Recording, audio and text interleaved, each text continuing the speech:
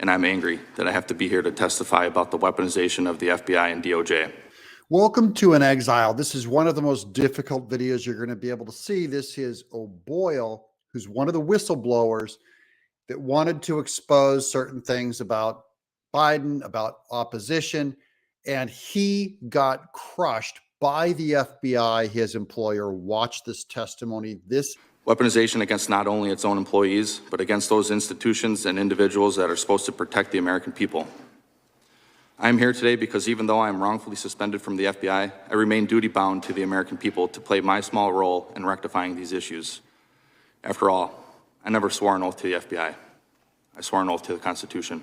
He swore an oath to the Constitution, and he's getting pilloried. He's getting smashed also by Democrats. This is the FBI is not working for both the Democrats and the Republicans. It is only working for the Democrats. This is one party in control of the FBI. Just to make it clear, when they talk about the weaponization of government. This smear campaign, disgusting as it is unsurprising. Despite our oath to uphold the Constitution, too many in the FBI aren't willing to sacrifice for the hard right over the easy wrong.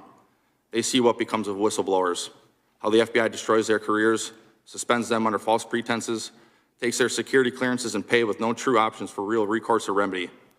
This is by design. It creates an Orwellian atmosphere that silences opposition and discussion. We know what is right to do, yet we too often refuse to do what is right because of the difficulty and suffering it incurs. This is Orwellian totalitarianism by Democrats.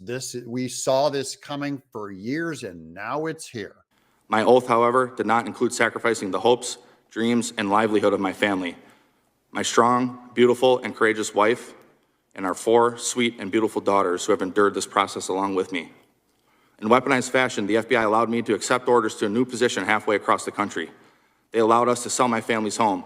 They ordered me to report to the new unit when our youngest daughter was 2 weeks old. Then, on my first day on the new assignment, they suspended me, rendering my family homeless. They refused to release our goods, including our clothes, for weeks. All I wanted to do was serve my country by stopping bad guys and protecting the innocent. To my chagrin, bad guys have begun running parts of the government, making it difficult to continue to serve this nation and protect the innocent. This is a good guy, and this final piece is where he says, just out of pure fear, and this is true for anyone who's been brought in by human resources at any job. If you're a whistleblower, unless you're going on behalf of diversity, equity, and inclusion, if you're going on behalf of a Christian, say, who's getting persecution at work, do not complain to your bosses, because it will come back on you and you'll be persecuted. All of the hardships you've gone through. If one of your really good friends, your former colleagues, came to you and said, I have this thing that is being covered up, and I think the American people need to know about it, what advice would you give them? I would tell them first to pray about it, long and hard. And I would tell them I could take it to Congress for them, or I could put them in touch with Congress, but I would advise them not to do it. So you would legitimately try to protect one of your colleagues from doing what you have done?